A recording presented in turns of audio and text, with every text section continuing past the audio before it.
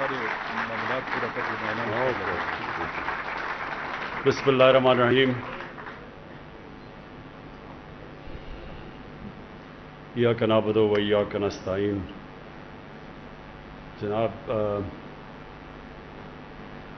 شاہ فرمان گورنر پختونخوا اور Mahmood Khan chief minister, محب اللہ آپ کو اور اسرار آپ کو، خاص طور پہ ایگریکلچر کی وجہ سے، کیونکہ یہ فنکشن میں مجھے بڑی خوشی ہوئی آج آپ کی اچیومنٹس دیکھ کے، تو آپ کو اور پھر علی امین آپ کو میں خاص طور پہ اس لیے کہ میں نے دیکھا کہ اپنے سارے دوستوں کو آج آپ نے یہاں بٹھایا ہوا ہے جو آپ کی تعلیم میں اور جمشید چیمہ، آپ نے جس طرح بڑی تفصیل میں بہت زیادہ انفارمیشن بڑے تھوڑے وقت میں آپ نے لوگوں کو دی، تو میں سب سے پہلے علی امین کی بات سے شروع کرنا چاہتا ہوں۔ دیکھیں، میں جب مدینہ کی ریاست کی بات کرتا ہوں تو میں ان لوگوں کی طرح نہیں ہوں جو استعمال کرتے ہیں اسلام کو ذاتی مفادات کے لیے، ووٹ لینے کے لیے۔ یہ میرا ایمان کا حصہ ہے۔ میں تاریخ کا طالب علم ہوں، میں نے دنیا کی تاریخ پڑھی ہے، میں نے پھر بڑی تفصیل کے اندر اپنی تاریخ پڑھی ہے، پھر اپنے اسلام کی، پھر سب سے جس کا میرے اوپر سب سے زیادہ اثر پڑا، اپنے نبی صلی اللہ علیہ وسلم کی زندگی کی بڑی تفصیل میں پڑھی ہے۔ تو میں جب یہ مدینہ کی ریاست کی بات کرتا ہوں وہ اس لیے کہ یہ ایک دنیا کی تاریخ میں بہت بڑا انقلاب آیا تھا، اس سے بڑا کبھی انقلاب نہیں آیا، اور ہمارے نبی واحد پیغمبر تھے جن کی ساری زندگی تاریخ کا حصہ ہیں۔ ساری دنیا کی جو تاریخ ہے اس میں وہ فینومینا ہے، جب وہ آئے اور وہ جب گئے دنیا سے، اور وہ پھر کیسے وہ لوگ جن کی حیثیت ہی کوئی نہیں تھی، عربوں کی کوئی حیثیت نہیں تھی، 2 سپر پاورز تھی اس وقت کی، کیسے وہ جن کی حیثیت ہی کچھ نہیں تھی چند سالوں کے اندر دنیا کی امامت کرنی شروع کر دی۔ یہ تاریخ کا حصہ ہے۔ آپ سٹوڈنٹس بیٹھے ہیں، اس کو سمجھیں۔ ہم صرف جمعے کے خطبے پہ جا کے سن کے آ جاتے ہیں، باہر ہماری زندگی میں دین کا ہماری زندگی پہ کوئی اثر نہیں ہوتا، اس لیے ہمارے حالات برے ہیں۔ جب تک وہ جو اللہ ہمیں حکم دیتا ہے قرآن میں کہ ان کی زندگی سے سیکھو، اللہ کو تو وہ تو بے نیاز ہے، اس کو کوئی فائدہ ہی نہیں پہنچا سکتے آپ اللہ کو، وہ آپ کی بہتری کے لیے ہے۔ قرآن شریف ہماری بہتری کے لیے اللہ نے بھیجا ہے، اگر آپ اس کے اوپر چلتے ہیں تو آپ کی بہتری ہے۔ اور جب آپ نبی صلی اللہ علیہ وسلم کی سنت پہ چلتے ہیں، ان کی شریعت پہ چلتے ہیں، تو آپ ایک چھوٹا آدمی ایک بڑا آدمی بن جاتا ہے۔ تو وہ جو قرآن میں جو نماز ہم پڑھتے ہیں کہ اللہ ان کے راستے پہ لگا جو نعمتیں بخشی، وہ آپ 5 وقت مانگتے ہیں، وہ سب سے زیادہ نعمتیں تو انہوں نے اپنے حبیب کو بخشی، تو ان کے راستے پہ بتا رہے ہیں، آپ ہر روز نماز میں ان کا راستہ مانگتے ہیں۔ تو جب علی امین نے یہ بات کی کہ ہمیں خوددار قوم بننا چاہیے، یہ لا الہ الا اللہ ایک انسان کو غیرت دیتا ہے۔ جب آپ اللہ کے سوا کسی کے سامنے جھکتے ہی نہیں ہیں، ایک چھوٹا سا انسان غیرت مند ہو جاتا ہے۔ پیسے والے آدمی جو کسی کے سامنے جھکتا ہے اس کی کوئی عزت نہیں ہے۔ ایک مزدور بھی جب غیرت مند ہوتا ہے تو لوگ اس کی عزت کرتے ہیں۔ اور پھر جب یہ جو انقلاب آیا تھا اتنا بڑا، جو یہ مدینہ کا انقلاب آیا تھا، اس کی 2 چیزیں تھیں، اس کی بنیاد 2 جگہ پہ رکھی گئی تھی۔ ایک تو انہوں نے انسانوں کو آزاد کر دیا، ایک سسٹم دیا، ایک عدل اور انصاف کا نظام لیا۔ انصاف انسان کو آزاد کر دیتا ہے۔ جس معاشرے میں جو حضرت علی کا قول ہے نا، ظلم کا کفر کا نظام چل جائے گا لیکن ظلم کا نظام نہیں چل سکتا. ناانصافی کا نظام اس لیے نہیں چل سکتا کہ جو پاکستان میں ہے کہ بڑے بڑے مافیا بیٹھے ہوئے ہیں, قانون کے اوپر ہیں, قانون کی بالادستی قائم نہیں ہونے دیتے کیونکہ وہ فائدہ اٹھا رہے ہیں کرپٹ سسٹم سے. تو وہ جب تک وہ یہ بڑا بڑا مافیا بیٹھا ہوا ہے اور کہتا ہے کہ ہمیں این آر او دے دو اور باقی غریبوں کو پکڑو, وہ ملک آگے نہیں بڑھ سکتا. تو ہمارے نبی صلی اللہ علیہ وسلم نے سب سے پہلے مدینہ میں انصاف قائم کیا کہ میری بیٹی بھی اگر جرم کرے گی تو اس کو سزا ملے گی. اور تمہارے سے پہلے بڑی قومیں تباہ ہوئی جدھر قانون نہیں تھا, جدھر انصاف نہیں تھا, جدھر طاقتور کے لیے اور کمزور کے لیے دوسرا. اور دوسری چیز تھی, انہوں نے انسانوں کے کیریکٹر کو اٹھایا, کیریکٹر بلڈنگ کی نیشن کی. صادق اور امین, سچا اور ایماندار, وہ کیریکٹر سے وہ لوگ اٹھے. کبھی بھی جھوٹے لوگ, ڈرپوک لوگ بڑے قوم نہیں بنا سکتے. سچے لوگ, دلیر لوگ, جو اللہ میں, جو لا الہ الا اللہ میں ماننے والے لوگ, غیرت مند لوگ, وہ صرف بڑی قوم بنتا ہے. اور وہ ثابت ہے, مدینہ کی ریاست میں وہ ثابت ہوا ہے کہ دیکھتے دیکھتے یعنی جنگ بدر کے 11 سال بعد تو ایک سپر پاور گری اور 13 سال کے بعد دوسری گری ان کے سامنے. تاریخ کا حصہ یہ. تو میں صرف آپ کو یہ سمجھانا چاہتا ہوں اور اپنی قوم کو, ہم ایک بڑی قوم نہیں بن سکتے جب تک ہم اپنا کیریکٹر ٹھیک نہ کریں. ہم بھی صادق اور امین نہ بنیں, سچے اور امانت دار نہ بنیں, انصاف کرنے والے نہ بنیں, کبھی قوم بڑی نہیں بن سکتی. جو مسلمان جب پھیلے تھے ساری دنیا میں تو لوگ ان کے کیریکٹر سے متاثر تھے. انڈونیزیا اور ملیشیا کے اندر کوئی مسلمان فوج نہیں گئی تھی, وہ ان کے تاجروں کے کیریکٹر سے لوگ مسلمان ہو گئے. اس لیے ہم بھی پاکستانی, اور میں کیونکہ ہماری اکثریت نوجوانوں کی ہے, میں مسلسل اپنے نوجوانوں کو اس چیز سمجھاتا ہوں کہ اللہ نے اس ملک کو کسی چیز کی کمی نہیں دی. ہمیں یہ خطہ وہ ہے جس میں سب کچھ دے دیا اس نے, لیکن ایک ہمیں کیریکٹر چاہیے ایک عظیم قوم بننے کے لیے. سچے لوگ, سچائی, یہ جو علی امین بات کر رہا تھا کرپشن کی, جو بھی ہاتھ پھیلاتا ہے کسی کے سامنے, پیسے مانگتا ہے کسی سے, اس کی دنیا عزت نہیں کرتی. جب کسی کو کوئی رشوت دیتا ہے تو اس کی غیرت جاتی ہے, جو رشوت لیتا ہے اس کی غیرت جاتی ہے. میں وہ جن لوگوں کو ہم کافر کہتے ہیں, میں نے ساری دنیا دیکھی ہوئی ہے. آپ حیران ہوں گے, وہاں اس طرح اخبار پڑھا ہوتا ہے, لوگ پیسے ڈالتے ہیں اخبار, کوئی دیکھنے والا بھی نہیں ہوتا. کبھی وہاں سوچتے بھی نہیں کوئی دھاندلی ہوگی الیکشن میں. ہمارے یہاں پولنگ ایجنٹس بیٹھے ہوتے ہیں, وہاں ہو رہا ہوتا ہے, پھر لڑائیاں ہو رہی ہوتی, وہاں تو آتا ہے سیدھا ووٹ ڈال کے چلا گیا, کوئی پوچھنے والا بھی نہیں ہوتا, کوئی کہتا نہیں دھاندلی ہوئی. کہیں دیکھ لیں یورپ میں الیکشن ہوتا ہے, کہیں کوئی سوچتا بھی نہیں ہے دھاندلی کا. ہماری الیکشن سے پہلے ہماری گھنٹوں میٹنگ یہ نہیں ہو رہی ہوتی کہ ووٹر کو کیسے نکالنا ہے, دھاندلی کیسے روکنی ہے. تو یہ ہمارے لیے بڑی شرم کی بات ہے کہ ہمارے اس طرح کے لوگ آئے جو آج باہر بیٹھے ہوئے ہیں اور باہر اربوں اربوں روپے کی پراپرٹیز پہ بیٹھے ہوئے ہیں, ایک رسید نہیں بتا سکتے پیسہ کدھر سے آیا, اور وہاں سے تقریریں کر رہے ہیں یہاں بیٹھ کے.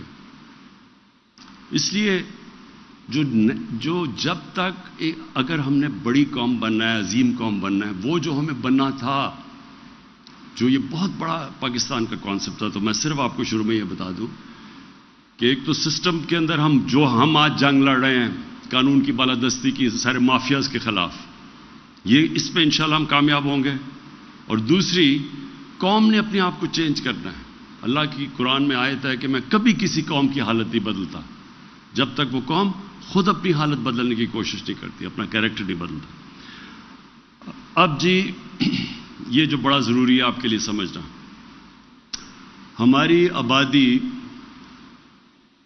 جب پاکستان بنا تھا, اور آپ ہماری آبادی جب پاکستان بنا تھا تو 4 کروڑ سے بھی کم تھی.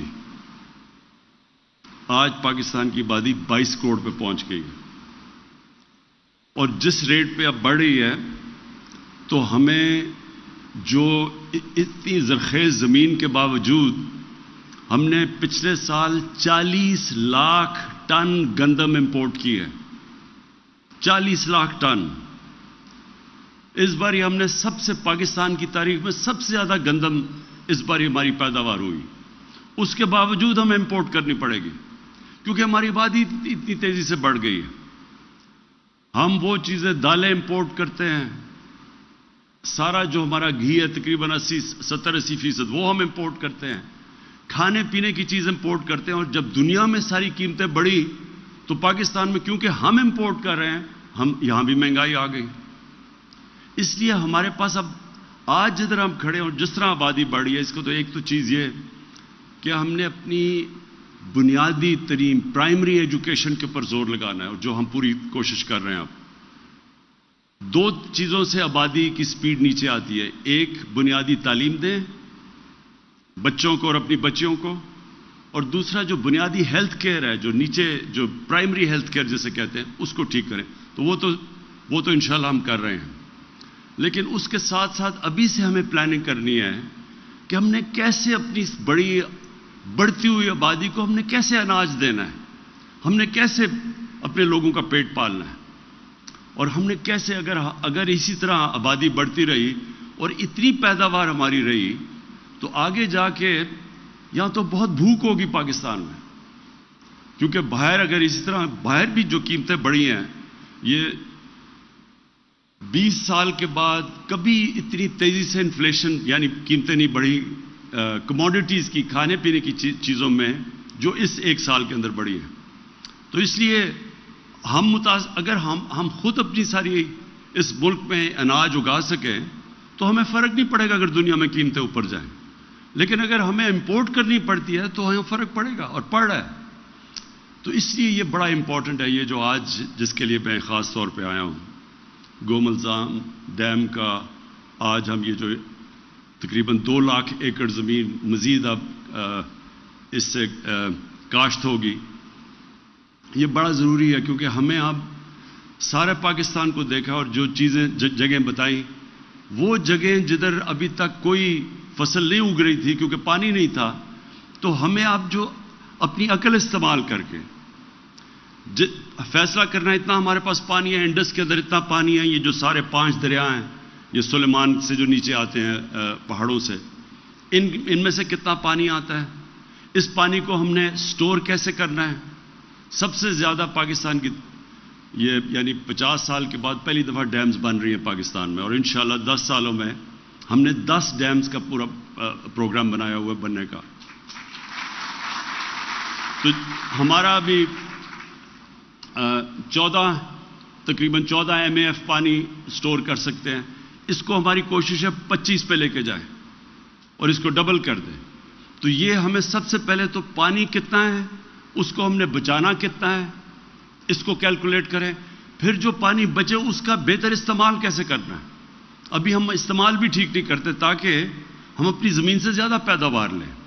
تو یہ چیلنجز ہیں. اور پھر ریسرچ.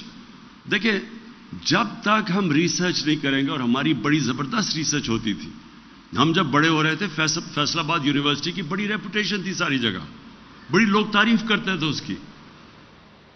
اس کے بعد ساری ہماری ریسرچ چلے گی. اب یہ دیکھ لیں کہ ہندوستان کی ییلڈ یا پیداوار ہمارے سے زیادہ ہے. ہم بات ہی نہیں کر رہے کہ امریکہ اور یہ یورپ کی، ہم تو بات کریں اپنے ہمسائے کی جو ہمارے ساتھ آزاد ہوا تھا، اس کی ہمارے سے زیادہ پیداوار ہے کیونکہ وہاں بھی ریسرچ زیادہ ہے. تو اس لیے سیڈ ڈیولپمنٹ، اس کی ریسرچ کرنا، پانی کا بہتر استعمال کیسے کرنا، اپنی پیداوار کو بڑھانا، نئی ٹیکنالوجیز کا کیسے استعمال کرنا، اب اس طرف ہم نے جانا ہے. اور پھر ہمارے ہی جو سارے علاقے پڑے ہیں، جس طرح قبائلی علاقے کی بات کی ابھی جمشید نے، یہ سارا وزیرستان پڑا ہے ہمارا، یہ بہت بڑے علاقے پڑے ہیں ادھر.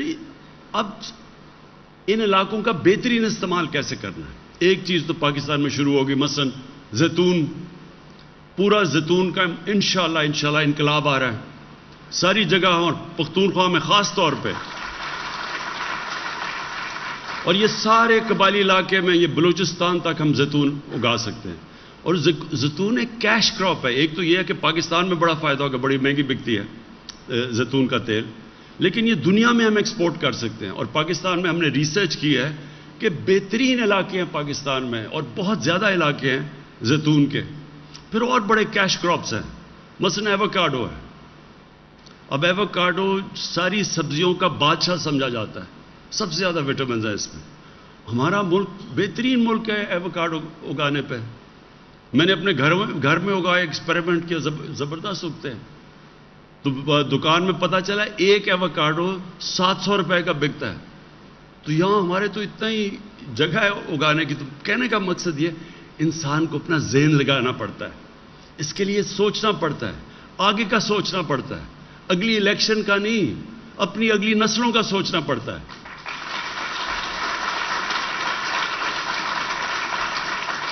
اور انشاءاللہ یہ میرا یقین ہے پورا کہ جس طرف اب ہم نکل گئے ہیں, پہلی دفعہ میرے خیال میں 60s کے اندر ایوب خان کے دور میں ایگریکلچر کے اوپر کام ہوا تھا.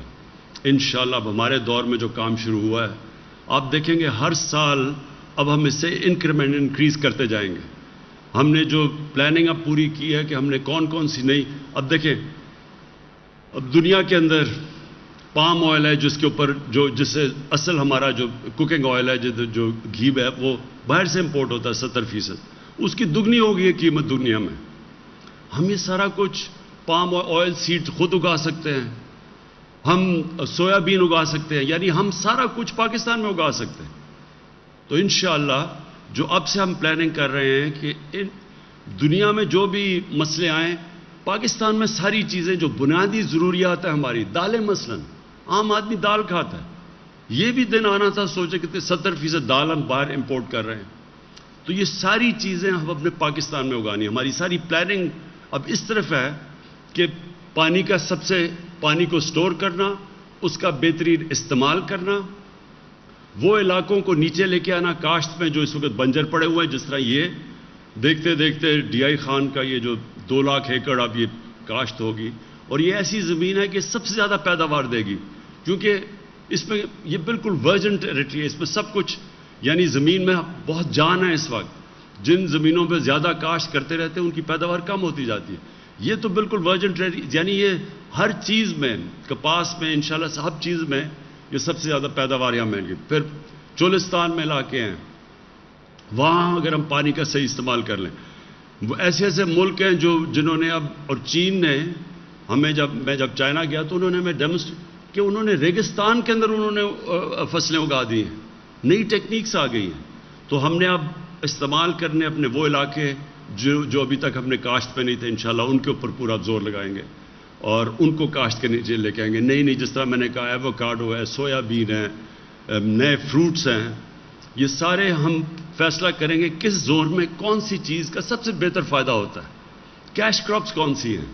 تو انشاءاللہ اس کے اوپر اب نکلے ہوئے ہیں. اور یہ جو آج انیشیٹو ہے کہ یہاں ایگریکلچر یونیورسٹی کا, یہ بہت ضروری تھا یہاں, کیونکہ ڈی آئی خان کے اندر اس کا بہت بڑا امپیکٹ پڑے گا اگر یہاں ریسرچ ہو. ادھر میاں والی میں جو میں نے نمل یونیورسٹی بنائی ہے, اس کے اندر بھی ہم ایک باہر سے جو دنیا کا ٹاپ ایگریکلچر کی انڈسٹری ہے ہالینڈ کی, اس سے ہم نے کولیبریشن کی ہے. ادھر ہم بنا رہے ہیں ایگریکلچر ریسرچ کے لیے, تاکہ ہم آپ کو اس سارے علاقے کو ہم بتائیں کہ بہترین لیٹسٹ پریکٹسز کیا ہیں اور لیٹسٹ ٹیکنالوجی کیا ہے. اور پھر چائنا کے ساتھ ہماری اگریمنٹ ہوئی ہے سی پیک کے اندر کہ ہم نے ان سے بھی جو ان کی ٹیکنیکس ہیں, جو لیٹسٹ ٹیکنالوجیز ہیں. چائنا میں مثلا دودھ ہے, گائے ہمارے سے کوئی 3-4 گنا زیادہ دودھ دیتی ہے گائے وہاں. تو ہمارا اس وقت بڑا مسئلہ بنا ہوا ہے پاکستان میں, ہمارے اتنے زیادہ گائے بھینسیں ہیں لیکن دودھ بہت کم ہے, ملک کے لیے کافی دودھ نہیں, اور جو دودھ ہے وہ بدقسمتی سے زیادہ تر اس میں ملاوٹ ہوتی ہے اور وہ ہمارے بچوں کے لیے برا ہے. تو دودھ کے اوپر پورا زور لگائیں گے, کیسے ہم اپنی جو بریڈ ہے, جو نسلیں ہیں, ان کو بہتر کر سکتے ہیں. آخر میں صرف کیونکہ آج ڈی آئی خان آیا ہوں, میں یہ ضرور اناؤنس کروں گا کہ بڑا مسئلہ بنا ہوا ہے ہمارا ساؤتھ وزیرستان میں مسعود اور ہمارے جو دو بڑے قبیلے ہیں مسعود اور وزیر قبیلے، وہ ڈسٹرکٹ چاہ رہے ہیں کہ 2 ڈسٹرکٹس بن جائیں اس علاقے کی. تو میں یہ آج اناؤنس کر رہا ہوں کہ انشاءاللہ اب ہم ان کے لیے 2 مختلف ڈسٹرکٹس بنائیں گے. لیکن میں میں ساتھ کہہ چلوں کہ ان کے تھوڑے سے مسئلے ہیں زمین کے، اور وہ میں نے ان کو کہا ہوا ہے محمود خان کو کہ ان کے اندر ڈسپیوٹ ہے زمین کی، تو پہلے وہ ہم حل کر دیں گے اور پھر انشاءاللہ دونوں کو ہم ڈسٹرکٹ بنائیں گے. اس سے مقصد اس کا یہ ہے کہ زیادہ بہتر ایڈمنسٹریشن بہتر ہو سکے. جتنے آپ چھوٹا ایڈمنسٹریٹو بلاک بنائیں گے اتنی بہتر سروس دے سکتے ہیں لوگوں کو. تو بڑے بڑے علاقوں میں جب ہو جاتے ہیں اور بڑے لوگوں کو دور جانا پڑتا ہے تکلیف ہوتی ہے. تو صرف اس لیے انشاءاللہ یہ میں آج اناؤنس کر رہا ہوں. اور قبائلی علاقے کا میں خاص طور پہ جو پرانا قبائلی علاقہ تھا اس کے اوپر ہم نے خاص زور لگانا ہے کہ وہاں کس طرح ہم ان کی کس طرح کی فصلیں کو ان کی کیسی مدد کر سکتے ہیں، کیونکہ وہ پیچھے رہ گیا ہے.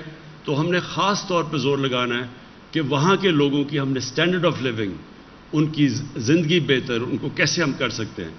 آج کسانوں کے مجھے یہ سب سے بڑی خوشی ہے کہ سب سے زیادہ پیسہ آج کسانوں کے پاس گیا ہے پاکستان کی تاریخ میں.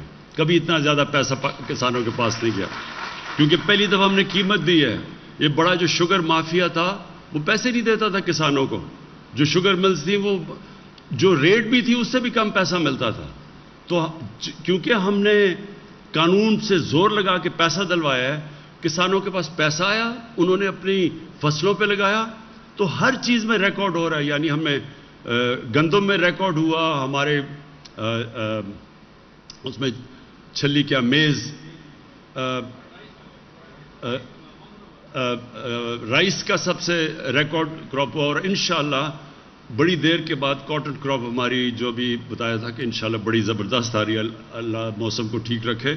تو یہ بھی پاکستان کو بڑا، اور کسانوں کے پاس کبھی اتنی قیمت نہیں ملی ہوگی اس کی، اور پھر جو پیسہ جائے گا پھر اور زیادہ خوشحالی انشاءاللہ ہمارے دیہاتوں میں آئے گی. بہت بہت شکریہ.